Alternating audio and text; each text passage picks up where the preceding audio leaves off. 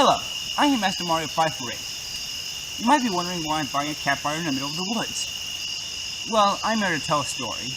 A story about a classic show called Are You Afraid of the Dark? And I'm going to go and count down the best 13 favorites of my favorite episodes. So, submitted for the approval of the Midnight Society, I call this story The Tale of the Top 13 Best Are You Afraid of the Dark episodes. That's Are You Afraid of the Dark was a show that was shown from 1992 till 2000. It revolved around a group of teens in a group called the Midnight Society who would give scary stories around a campfire. It was kind of like Goosebumps, only not as cheap, and it had better actors.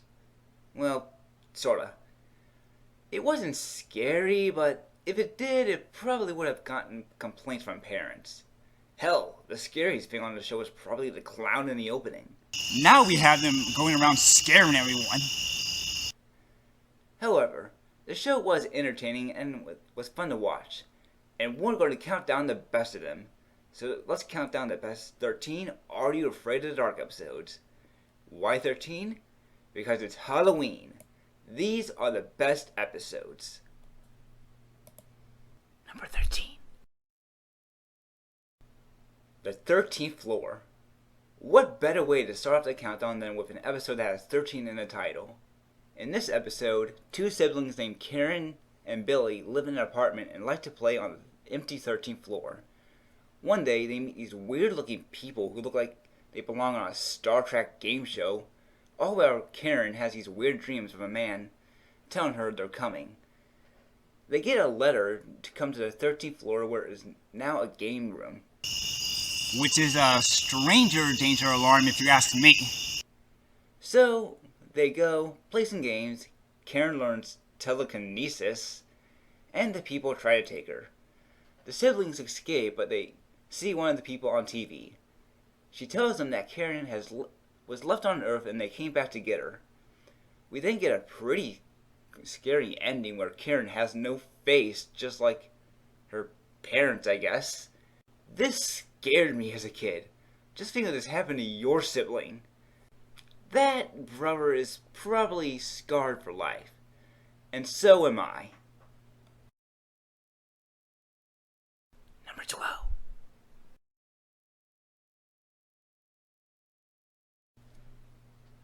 The Lonely Ghost. A teen girl named Amanda needs to stay with her aunt and her bitching cousin Bev while her parents take a trip. Bev is a bitch to Amanda and tells her the house next door is haunted by a little girl and she'll be nicer if she spends the night there. She agrees and goes to the house. While there, she roams the house only to find a rather spooky ghost girl in the mirror with the words, "Help me," and runs out. Bev makes fun of her but gets trapped in the mirror. But Amanda finds out that she is Beth's nanny's daughter, who died years ago. Beth reunites the nanny and the girl and saves Beth. Like I said, the girl is pretty creepy looking. The help me really adds to it. But I wanted Beth to die. She's still a bitch. Fuck her.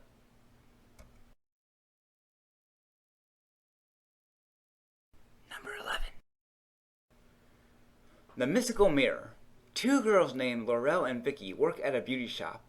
Some of the employees have disappeared, leaving them baffled. Laurel asks her boss, Miss Laurenti, if her friend Cindy can work, and she agrees. Cindy notices Miss Valentine is a bit odd and really likes a gold-framed over mirror. She catches her boss doing magic in the mirror and heals her hurt hand. Vicky then gets invited to her boss's house with a mirror and hypnotizes her. She then gives her a poison that turns her into a dog. Cindy finds out there are no mirrors in the house and uses her compact mirror. The mirror reveals pictures of Miss Valentine hanging on the wall as an old woman. She does it on Valentine herself, which does the same thing. Laurel is turned into a dog and Miss Valentine is going to use him as a sacrifice. Cindy destroys the mirror, killing Miss Valentine and restoring her friends. Miss Valentine may have been beautiful on the outside, but inside, she was ugly as can be. Number 10. The Nightly Neighbors. Two teams named Day and his older sister Emma find out they have new neighbors. They wear all black and have a son as well. They find out they're from Urkgren and have some fridges delivered from their home country. Emma suspects they're vampires because of their clothes and that they're not seen during the day. They break into the Bruins' house where they find bottles of blood. After almost being caught, they escape where they run into the Bruins. The kids are shocked to see they're out during the day and try to use a cross but fail. The Bruins tell them they store blood in their house for the hospital. The kids leave, but it's then revealed they are vampires and plan to get the family and kids while visiting. Damn! It's one of the only dark endings to the series, and a pretty good one. What happens? Does he turn them into a vampire? Does he kill them? We don't know, and I don't think we want to. Number 9. The Quiet Librarian. Two students named Laurel and Jace need to do a school project together. They go to the library where some kids have disappeared. Because that's safe. Billy, Mandy, you will be going to the dark alley to learn about Stark history. Hopefully you won't get lost just like Steve and Carlin did. They later go there during the night where they find out an old lady in odd clothing roams it. She tries to steal their voices with some sort of magic box that takes any kind of sound. They both find a room where they find out she's been doing this for over a century. They try to anger her by making lots of sounds, but she still steals them. They then use a video game to confuse her, which breaks the box and turns her into dust.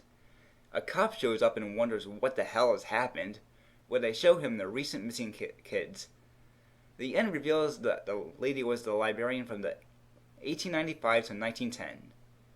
This episode is pretty creepy, especially the missing kids from the early 1900s.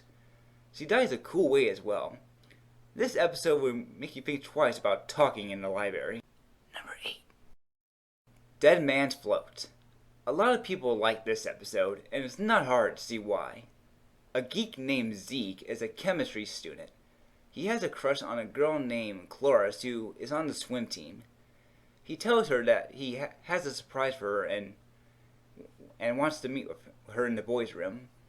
He shows her that a swimming pool he found behind a locker, which no one knew about. They are able to get it open but have some weird smells from it. When Cloris needs help in chemistry, he agrees to do it if she can help him swim. She agrees and she teases him at the pool at night. Boys, if a girl ever agrees with you to go swimming, don't decline it. While there, they smell something and almost get pulled underwater. The janitor Charlie tells them and saves them. The janitor Charlie saves them and tells them that his younger brother drowned there years ago and that the pool was built on an Indian burial ground. They try to go and find out how to beat the monster, which leads to its real form, which is pretty freaking cool for the show. They eventually defeat it with Magnetite, and Charles' brother is avenged. Zeke and Cloris get together and probably have sex in the pool. This episode is pretty freaking cool, and the monster is one of the best designs to ever come out of it. This episode is pretty dark, and I like it that way. I can see why it's a fan favorite. Number 7. The Silver Sight, Parts 1 to 3. These will probably be the only revival episodes on here. I don't think they're bad, just not as good. It's pretty much the series final as it goes. Gary, the original leader of the Midnight Society, has a nightmare about a weird kid and his grandpa, who needs his help. His grandfather dies, leaving Gary and his brother, Tucker, to find out the mystery. They find out the society started out back in 1937 and his grandpa, and that a broken record would help them find out what's happened. So the new members must find the originals before an evil gets released into the world. I like this trilogy because it's a lot different compared to the rest. Unlike the rest, this actually takes place in the real world. The others are just stories, but this happens to the characters. It's cool to get Gary back as well. I wish they got the others back too, but that's just wishful thinking. It's creepy, different from the series, and a good final. I don't want to spoil it anymore, so watch it. Number 6. The Ghastly Grimmer. A comic book nerd, Ethan, hopes to become a comic book artist himself one day. One day, he gets an invite to a new comic book store where an employee tells him about this comic called The Ghastly Grimmer, created by Sylvester Uncas. The Grinner can turn anything into a mad drooling idiot, and Uncas made only one issue because it was so scary. After a teacher throws the comic in a fish tank, he tries to dry it off in a microwave at home. After the microwave explodes, Ethan sees this comic is ruined, but there's a worse trouble, as his mom and dad laugh and blue drool comes out of them. Ethan and his friend Hooper read the comic and see more people are like this. A bus driver tries to kill them and drools blue slimes as well, which scares them. Come on! It's a mouthful of blue gushers! What's scary about that? The comic book lady says the issue in which the Grimmer is killed was never finished and Uncas was her father. She wants him to finish it now. They try to kill him with a big microwave, but that doesn't work. Ethan finishes the comic where he defeats the Grimmer as a hero and Mr. Uncas is saved. Remember, everyone, having a mouthful of gushers makes you scary. Number 5. The Night Shift. A girl named Amanda works at a hospital but notices things are off, such as a girl named Margaret. Felix, a janitor, also knows things are disappearing. When not looking, a vampire sneaks up on him. A guy named Colin, who's in to get his tonsils out, tries to hit on her, but she says she's too busy. They find blood packets and they tell a nurse about it, but she has also been bitten. Felix is shown to be a vampire and says everyone in the hospital is now. He shows them a coffin and says a vampire is in the hospital. The original vampire chases Amanda while Colin convinces Felix to destroy the coffin. They do, setting it on fire and he falls off the building. The death itself is pretty cool. I liked this episode as a kid, and I still do now. Now I know why people don't like night shifts. Number 4. The Doll Maker. A girl named Melissa visits her aunt and uncle a few times a year. While it was usually boring, there was later a girl named Susan next door who becomes friends with her. However, she finds out Susan has since moved to the city. Or has she? Melissa thinks she's someone in the house, even though her aunt and uncle claim it's empty. After being caught inside looking at a dollhouse that looks like Susan's house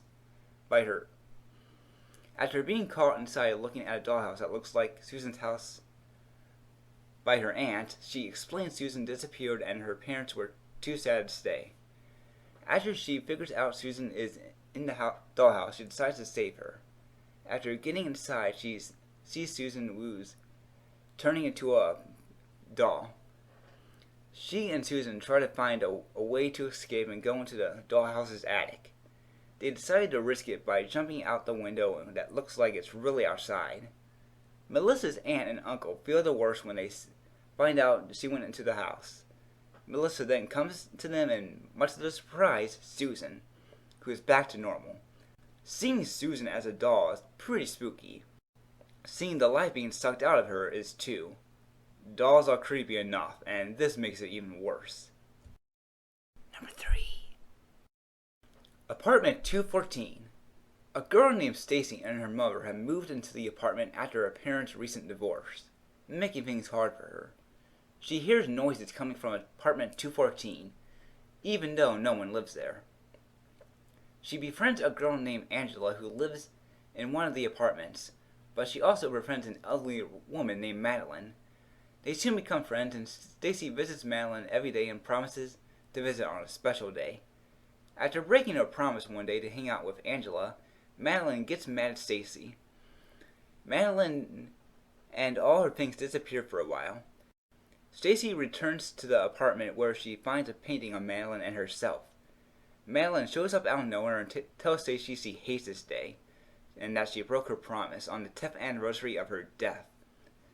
Madeline haunts her, and Stacy apologizes to her. Stacy and her mom move into apartment 214, and they become friends again.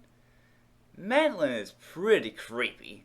This episode made me afraid of apartments as a kid, and I'm sure it did to many other kids as well.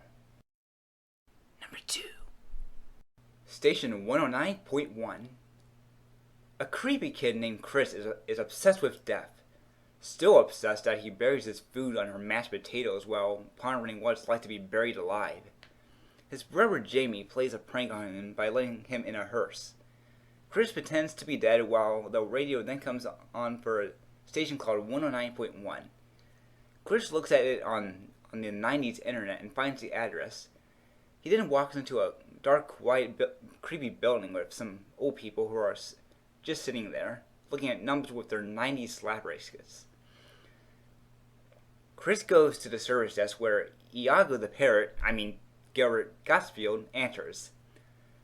He's addicted to Chris and then tells him he's dead. An old man is sent to hell and Chris runs away but is unable to get help from his brother. He returns and is chased by these two creepy guys in cloaks. Jamie, meanwhile, is visited by an old man named Daniel Carpenter. Jamie and Carpenter arrive, but they are too late. But Chris is rejected, and they say he's not dead, and he was mistaken for someone else. Gilbert says he's sorry as the Carpenter goes to heaven. This episode is creepy as a child. What if you were in a place like this where Iago is sending you to heaven or hell? It must be scary for kids who are really dead in the series. This episode is great, but there is one more that beats it. Number 1. The number 1 best episode is Laughing in the Dark. This episode is a fan favorite, and for good reasons. A kid named Joss is with his sister Kathy and best friend Ouija. Not that one. But that would be more creepy.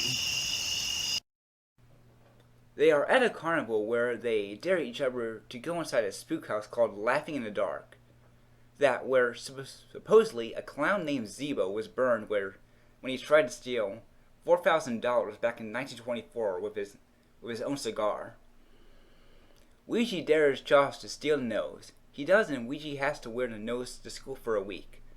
That night, Joss is alone as he makes dinner. He hears a noise but sees nothing. The phone rings where someone says, "Give it back." He then hides in his room and calls Ouija, but they are interrupted by Zebo, who then puts a balloon through the door which says, "Give it back." Josh returns to the spook house where he gives Zebo's dummy his nose back and a pack of cigars. Now where did he get those? Who cares? Zebo takes him as Josh leaves and the carny smokes and says, "It's the most fun in the park. While you're laughing in the dark." This episode is creepy, fun, and keeps you entertained. Zebo is a good villain, and the ending makes you question how it all happened. Laughing in the Dark, the best episode of are you afraid of the dark? And if no one goes as Zebo this year, I would be really disappointed. And that's my top favorite Are You Afraid of the Dark episodes. Unless you're under 9 years old, the show's really not that scary and it's pretty cheesy. But it was really entertaining and fun to watch. So, I hope you enjoyed this little story I gave you, and I hope you have a really happy Halloween. Take care.